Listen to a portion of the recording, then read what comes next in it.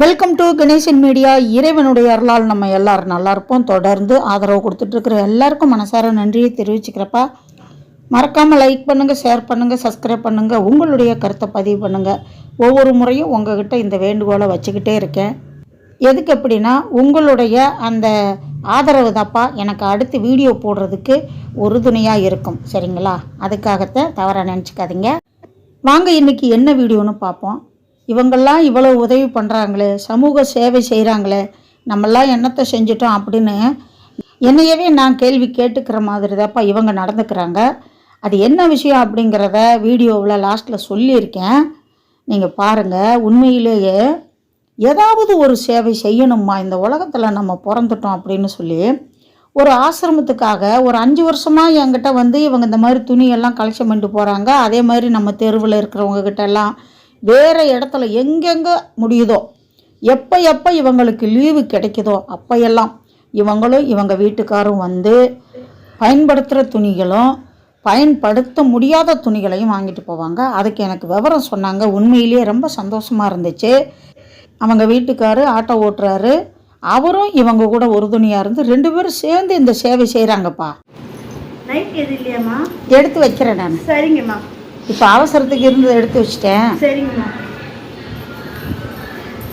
ஏன்னா இவ்வளோ தூரம் வெறுங்கையா போக வேண்டாம், எப்படியும் உங்களுக்கு தேவைப்படும், நான் எடுத்து வைக்கிறேன். சரிங்கம்மா.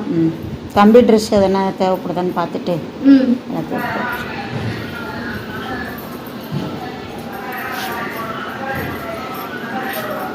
தேங்க்ஸ்மா.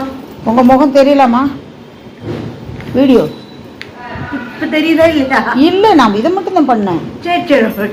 தெரியணும்னா தான் இப்படி எடுப்பேன், தெரியக்கூடாதுன்னா எடுக்க மாட்டேன். வேண்டாம்மா. அதுக்கு அவங்க ஏன் வேண்டான்னு சொல்கிறாங்கன்னா, அவங்க முகத்துக்கு கீழே கொஞ்சம் நெருப்பு பட்டுருச்சு, அது நல்லா தெரியுது. அதாவது கழுத்து பகுதியில் அது தெரியும் போது எனக்கே கஷ்டமாக இருக்குதுமா, நம்மளை எதுவும் நினச்சிருவாங்களோன்னு. ஆனால் பல பேர் அதை பற்றி நீங்கள் கவலைப்படாதீங்க அப்படின்னு சொல்லி ஆறுதலாக எனக்கு நிறைய இடத்துல இந்த மாதிரி உதவிகள் பண்ணுறாங்க. நான் அதை எடுத்துகிட்டு போய் அங்கே ஆசிரமத்துக்கு உதவி பண்ணுறேன். ஆனால் சில பேர் ஒரு மாதிரியாக பார்ப்பாங்க, மனசு ரொம்ப கஷ்டமாக இருக்குமா அப்படின்னு அவங்க சொன்னாங்க. உடம்புல இருக்கிறதுல ஒரு இது இல்லைப்பா, மனசு நல்லா இருக்கணும். அவங்க சொல்லி வருத்தப்படும் போது நான் ஒரே வார்த்தை சொன்னேன், இந்த ஜென்மத்தில் இந்த பூமியில் நம்ம நடிக்க வந்திருக்கோம். ஒரு கதாபாத்திரத்தை இறைவன் கொடுத்துருக்காரு, இதை நம்ம சரியாக செய்வோம். அந்த மனப்பான்மையில் நீங்கள் இருங்க, மற்றவங்களை பற்றி கவலைப்படாதீங்க அப்படின்னு நானும் சில விஷயங்களை அந்த பிள்ளைக்கு எடுத்து சொன்னேன். மாளிகை இப்போ இந்த உலகம் கண்டிப்பாக நம்மளுக்கு எங்கே இருக்குது இடம்னா, நம்ம என்னைக்கு மரணமோ அங்கே தான் நம்ம செட்டில்மெண்ட். கண்டிப்பாக நம்ம நல்லா இருக்குமா, நம்ம செஞ்ச பாவ புண்ணியத்துக்கு எல்லாத்துக்கும் அங்கே தான். அது ஜனங்களுக்கு புரியாமல் இந்த மாளிகையில் ஜனங்களை மதிக்கிறதில்ல, பெற்றவங்களை மதிக்கிறதில்ல, நம்ம தான் பெரிய ஆள் அப்படின்னு, அதாவது பணம் சம்பாதிக்கிறதுல மட்டும்தான் நோக்கம் வைக்கிறாங்க. அலோடைய இப்படி மற்றவங்க கஷ்டத்தை புரிஞ்சுக்க மாட்டேங்கிறாங்க. இந்த பிளாட்லேயே நான் ரொம்ப கஷ்டப்பட்டுட்ருக்கேன். வீட்டை வாங்கிட்டு கொஞ்சம் நெஞ்சம் கஷ்டம் இல்லை, சரி மிச்ச ஓனர்லாம் நல்ல சப்போர்ட்டு நம்மளுக்கு. அதனால் என்ன நினைக்கிறேன், கடவுளே அவங்கள திருத்துப்பா. ஏன்னா எல்லா மனுஷாலும் பிறக்கும்போது நல்லா தான் பிறக்குறாங்க, இடையில சூழ்நிலை காரணமாக குணங்கள் மாறுது. குழந்தைய பிறக்கும்போது நல்லா தானே இருக்காங்க. அப்போ அவங்களுக்கு கடவுளே நல்ல புத்தியை கொடுப்பான்னு தான் வேண்டணும். இப்போ என்ன வேண்டுறது? ஓகே ஓகேப்பா, ஓகே தேங்க்ஸ்மா. நான் உங்கள் முகம் தெரியல. சரிங்கம்மா. ஓகே ஓகே, பாய்ப்பா பாய்ப்பா. இது ஆயுத பூஜைக்கு குழந்தைங்களுக்கு அன்னதானம் அரேஞ்ச் பண்ணுறாங்க. உங்களால முடிஞ்ச ஒரு 20-30 குழந்தைங்களுக்கு ஏதாவது? இப்போதைக்கு கொஞ்சம் டைட்டாக இருக்குப்பா.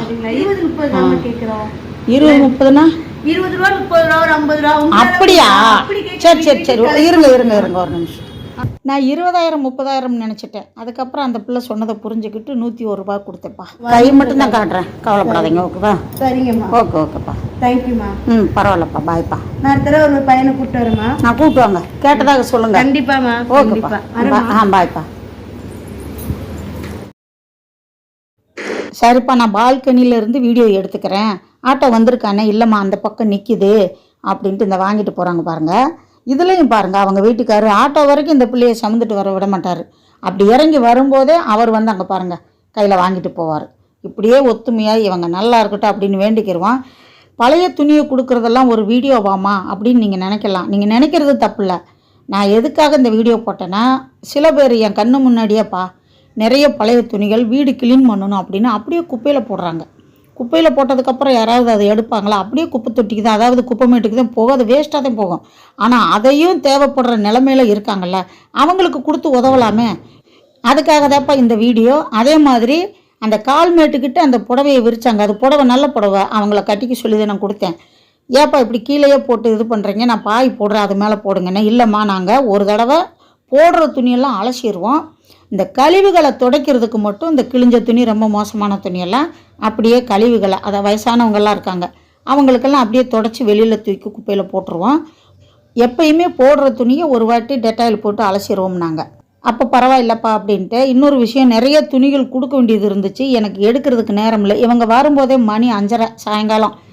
பூஜை செய்கிறதுக்கு வேலைகளை ஆரம்பிச்சிருவேன், அதனால் துணிகளை தேடி எடுக்க முடியலப்பா அப்படின்னு சொல்லவும், சரிம்மா இன்னொரு நாளைக்கு வரேன் அப்படின்னாங்க.